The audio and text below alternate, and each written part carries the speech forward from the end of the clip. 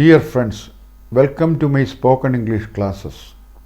Please subscribe to my channel and click on the bell icon above. മലയാളികൾ എങ്ങനെ തെറ്റില്ലാതെ English ഭംഗിയായി സംസാരിക്കണം, അതിന് അവർക്കുള്ള പ്രതിബന്ധങ്ങൾ ഏതൊക്കെ, അതെങ്ങനെ അതിനെ തരണം ചെയ്യാം, എങ്ങനെ സുന്ദരമായി ഫ്ലുവൻ്റായിട്ട് ഇംഗ്ലീഷ് സംസാരിക്കാം, അതാണ് നമ്മുടെ വിഷയം. English is supposed to be one of the most beautiful languages in this world. This is the universal language. English is the language spoken by the largest number of people in the world. അതുകൊണ്ട് English ഇല്ലാതെ ഭാവിയിൽ ആർക്കും കഴിഞ്ഞുകൂടാനും മുന്നോട്ട് പോകാനും കഴിയത്തില്ല. അത്രയ്ക്ക് പ്രാധാന്യമുണ്ട് ഇംഗ്ലീഷിന്. അപ്പോൾ നമ്മുടെ നിത്യജീവിതത്തിൽ വളരെ അത്യാവശ്യമായ ഇംഗ്ലീഷ് അതെങ്ങനെ പഠിക്കാം, എങ്ങനെ സ്വായത്തമാക്കാം എന്നുള്ളതാണ് നമ്മുടെ മുഖ്യ വിഷയം. അതിനായി ഞാൻ ഒരു പദ്ധതി നിങ്ങളുടെ മുൻപാകെ ആവിഷ്കരിക്കുകയാണ്. എന്താണ് ഇംഗ്ലീഷ് സംസാരിക്കുന്നതിൽ നമുക്കുള്ള പ്രതിബന്ധം? കാരണം ലോകത്തിലെ ഏറ്റവും ഈസിയായ ഭാഷകളിലൊന്നാണ് ഇംഗ്ലീഷ്. അതുപോലെ തന്നെ ലോകത്തിലെ ഏറ്റവും പഠിക്കുവാനും സംസാരിക്കാനും ബുദ്ധിമുട്ടുള്ള ഒരു ഭാഷയാണ് മലയാളം. പക്ഷേ ഏറ്റവും വിഷമകരമായ ബുദ്ധിമുട്ടുള്ളതായ ഈ മലയാള ഭാഷ സംസാരിക്കുന്ന മലയാളിക്ക് ഏറ്റവും ഈസിയായ ഇംഗ്ലീഷ് ഭംഗിയായി ഫ്ലുവൻ്റായിട്ട് സംസാരിക്കാൻ കഴിയുന്നില്ല. അതെന്താണ് കാരണം? അത് നമുക്ക് ഒന്ന് പരിശോധിച്ച് നോക്കാം. അതൊന്ന് മനസ്സിലാക്കി കഴിഞ്ഞാൽ നമ്മുടെ പകുതി പ്രശ്നം തീർന്നു. സാധാരണയായി മനുഷ്യൻ ധരിച്ചു വച്ചിരിക്കുന്നത് ഗ്രാമർ അറിയാത്ത കൊണ്ടാണ് ഇംഗ്ലീഷ് സംസാരിക്കുന്നത് എന്താണ്.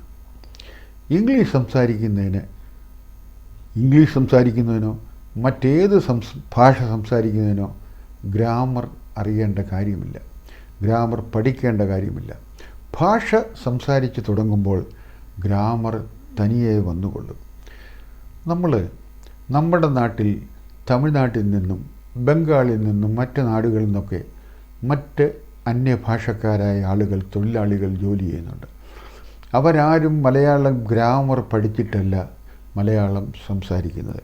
കുറച്ച് നാളത്തെ പരിചയം കൊണ്ട് അവർ സ്വയസിദ്ധമായി ലാംഗ്വേജ് പഠിക്കുകയാണ്. നമ്മുടെ കുട്ടികളെ നോക്കൂ. അവർ 2 വയസ്സ് മുതൽ 2-2.5 വയസ്സാകുമ്പോഴേക്കും നമ്മുടെ മദർ ടങ്, അതായത് മലയാളം ഭംഗിയായി സംസാരിച്ച് തുടങ്ങുകയാണ്. അവരെ ആരും ഗ്രാമർ പഠിപ്പിക്കുന്നില്ല. എനിക്ക് വിശക്കുന്നു, എനിക്ക് ചോറ് വേണം, എനിക്ക് കഞ്ഞി വേണ്ട, എനിക്ക് പാല് വേണം, അമ്മയോട് എനിക്കിഷ്ടമല്ല, അമ്മയേക്കാൾ ഇഷ്ടം അച്ഛനോടാണ്, പാല് കുടിച്ചില്ലെങ്കിൽ അമ്മ വഴക്ക് പറയും, ഈ അമ്മ എനിക്ക് ഇഷ്ടമല്ല. എന്ത് കറക്റ്റായിട്ട് വ്യാകരണം ശുദ്ധിയായിട്ടാണ് അവർ സംസാരിക്കുന്നത്. അവരെ ആരും ഗ്രാമർ പഠിക്കുന്നില്ല. അതുകൊണ്ട് ഇത് മനസ്സിൽ വെക്കുക, ഏത് ലാംഗ്വേജ് പഠിക്കുന്നതിനും ഗ്രാമർ പ്രത്യേകം പഠിക്കേണ്ട കാര്യമില്ല. സംസാരിച്ച് തുടങ്ങുക, ഗ്രാമർ പുറകെ ശരിയായി വന്നോളും. അതുകൊണ്ട് don't waste your time in learning grammar. Throw away the grammar book and start speaking in English fluently. അതാണ് എനിക്ക് ഒന്നാമത് പറയാനുള്ളത്. രണ്ടാമത്, പലരും ധരിച്ചു വച്ചിരിക്കുന്നത് വൊക്കാബുലറിയുടെ കുറവ് കൊണ്ടാണ്, പദസമ്പത്ത് ഇല്ലാത്ത കൊണ്ടാണ് ഇംഗ്ലീഷ് സംസാരിക്കാൻ ബുദ്ധിമുട്ടുന്നത്. അതും ശരിയല്ല. ഇംഗ്ലീഷ് ലാംഗ്വേജിൽ ടെക്നിക്കൽ ടേംസൊക്കെ മാറ്റി വച്ചാൽ 1.5 ലക്ഷത്തോളം വേർഡ്സ് ഉണ്ട്. അതിൽ ഏറ്റവും ബുദ്ധിമാനും ലാംഗ്വേജിൽ പ്രാവീണ്യം നേടിയിട്ട ഒരാൾ ഒരു 15,000 വാക്കുകൾ കൂടുതലൊന്നും പഠിക്കുന്നില്ല. 10,000 വാക്കുകൾ പഠിച്ചാൽ തന്നെ അയാളൊരു ഭാഷാ നൈപുണ്യം ഉള്ളയാളാണ്. നമ്മുടെ സാധാരണ ഒരു കോളേജിലെ പഠിപ്പിക്കുന്നവരോ അല്ലെങ്കിൽ സ്കൂളുകളിലും മറ്റും അധ്യയനം നടത്തുന്നവരോ ഇംഗ്ലീഷ് ഭാഷ കൈകാര്യം ചെയ്യുന്നവരോ ഒരു 7,000-8,000 വാക്കുകളുടെ ഉപയോഗം വരുന്നുണ്ട്. 5,000 സാധാരണ ജീവിതത്തിൽ ഭംഗിയായിട്ട് സംസാരിക്കാൻ 5000 വാക്കുകളിൽ താഴെ ആവശ്യമുള്ളൂ. ഒരു ബെയർ മിനിമം ഒരു കമ്മ്യൂണിക്കേഷന് വേണ്ടി നമുക്ക് 1000-2000 വാക്കുകൾ പഠിച്ചാൽ നമുക്ക് കമ്മ്യൂണിക്കേറ്റ് ചെയ്യാൻ ഒക്കും, നമുക്ക് സംസാരിക്കാം. അപ്പം പദസമ്പത്തിൻ്റെ കുറവ് കൊണ്ടല്ല. പിന്നെ മലയാളി അഭിമുഖീകരിക്കുന്ന പ്രധാന പ്രശ്നം എന്ത്? ഒന്നാമത് അവർക്കൊരു കോൺഫിഡൻസ് ഇല്ല. They don't have a confidence to speak in English. അവർ കോൺഫിഡൻസോടുകൂടി ഇംഗ്ലീഷ് സംസാരിക്കാൻ മെനക്കെടുന്നില്ല. അതാണ് മെയിൻ കാര്യം. How to overcome this difficulty, എങ്ങനെ കോൺഫിഡൻസ് വളർത്തിയെടുക്കാം, അതാണ് ഒരു കാര്യം. പിന്നെ അടുത്ത ഒരു പ്രശ്നം അവരുടെ ഈഗോ പ്രശ്നമാണ്. മലയാളി അത് സമ്മതിച്ചു തരത്തില്ല. They don't agree. അവരൊരിക്കലും എനിക്ക് ഇംഗ്ലീഷ് പറയാൻ അറിയില്ല എന്ന് പറയില്ല. പക്ഷേ അതാരെയും അറിയിക്കാതെ ഇംഗ്ലീഷ് അറിയാമെന്ന ഭാവത്തിൽ അവൻ നടക്കും. പക്ഷേ മറ്റൊരു ഭാഷക്കാരനല്ല, തമിഴ്നാട്ടുകാരനൊക്കെ അവൻ തുറന്ന് പറയും എനിക്ക് ഇംഗ്ലീഷ് അറിയില്ല. മലയാളി അങ്ങനെയല്ല, ഇംഗ്ലീഷ് അറിയത്തില്ലെങ്കിലും അറിയാമെന്നുള്ള ഭാവത്തിൽ അവർ നടക്കും, അല്ലെങ്കിൽ അവർ സംസാരിക്കും. മുഖ്യമായ ഒരു വിഷയം, ഇന്നത്തെ ഇംഗ്ലീഷ് മീഡിയം സ്കൂളുകളിൽ, സോ കോൾഡ് ഇംഗ്ലീഷ് മീഡിയം സ്കൂളുകളിൽ ഇംഗ്ലീഷ്, സ്പോക്കൺ ഇംഗ്ലീഷ് പഠിപ്പിക്കുന്നതിൽ അവർ പ്രാധാന്യം കൊടുക്കുന്നില്ല. എന്തെന്ന് പറഞ്ഞാൽ they are teaching in English. The whole subject, the whole syllabus is being taught in English. അപ്പോൾ സാറന്മാരോട് നമ്മൾ ചോദിച്ചാൽ പറയും we are teaching in English. Our students are better in English. They are getting marks. അപ്പം അവരുടെ ലക്ഷ്യം, സ്കൂളുകളുടെ ലക്ഷ്യം പ്രധാനമായും സ്പോക്കൺ ഇംഗ്ലീഷ് പഠിപ്പിക്കുക എന്നുള്ളതല്ല.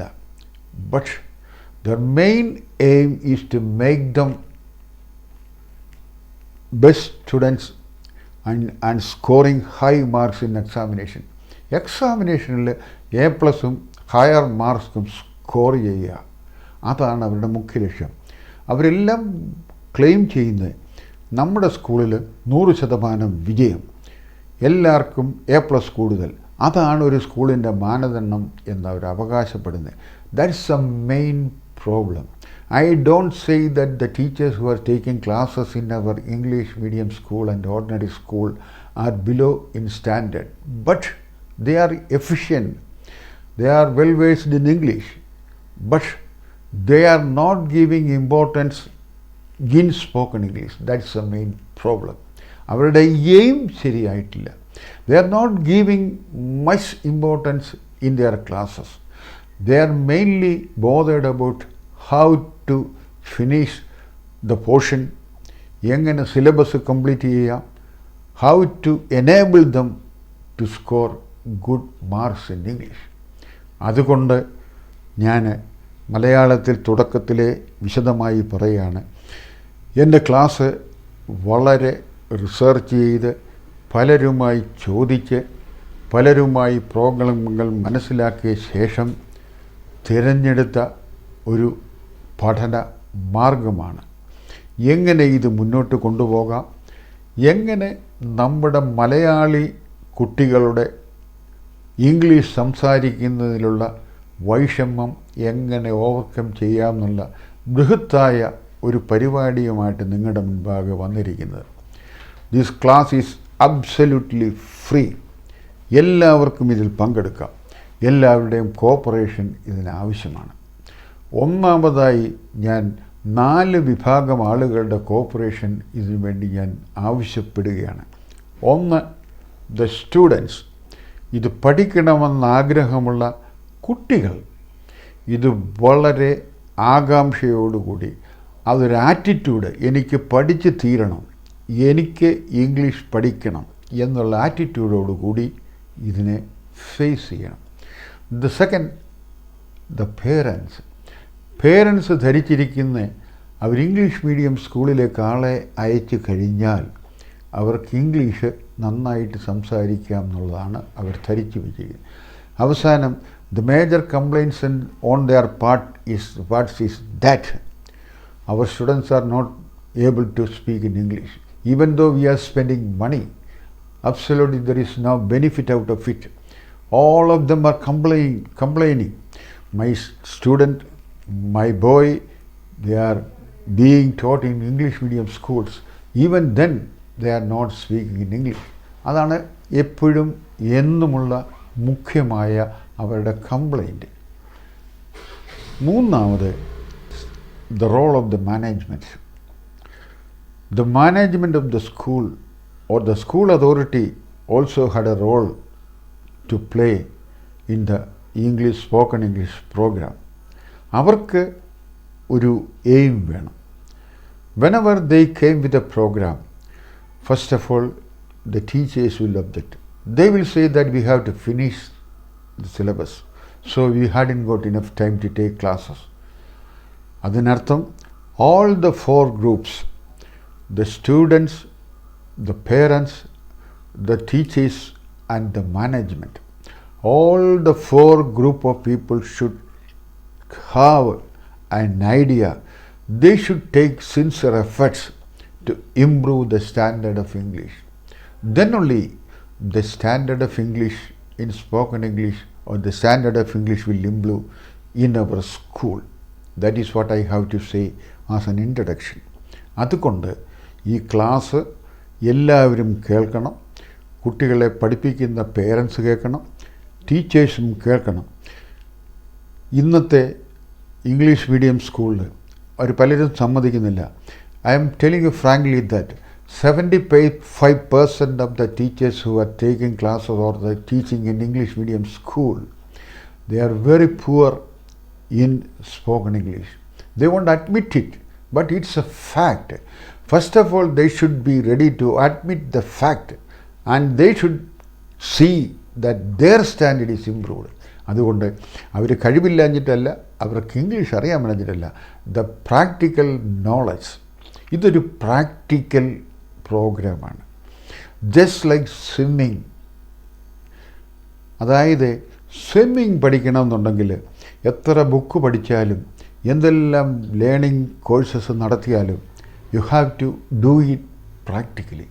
U should get in to the swimming pool and start swimming. എങ്കിൽ മാത്രമേ സ്വിമ്മിങ് പഠിക്കാൻ കഴിയുള്ളൂ. Just like driving. Even though you are an automobile engineer, you have got so many qualities, you may be a very intelligent person, but you should sit before the driving wheel and start driving. Steering വീലിൻ്റെ മുമ്പിലിരുന്ന് കാറിൽ കയറി ഓടിച്ചെങ്കിൽ മാത്രമേ you should get practice for hours. Then only you can be a good driver. Just like that, whenever study a new language, you should do it practically and properly. 3 കാര്യങ്ങളാണ് English പഠിക്കാൻ ഞാൻ എളുപ്പത്തിൽ പറയുന്നത്. 3 കാര്യങ്ങൾ ശ്രദ്ധിക്കുക. 1, number 1 practice, number 2 practice and number 3 practice. Practice, practice, practice. That is the only way by which you can learn a new language. So, let us start with a new program. Let us start with a new method of teaching English. Unlike the normal courses you are seeing in these YouTube channels and so many classes which have been taken by so many language teachers, this is entirely different. The whole program is entirely different.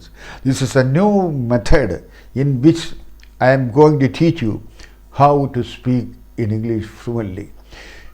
If you take this program seriously and attend the classes regularly, I assure you that you will be able to speak in English fluently. Thank you.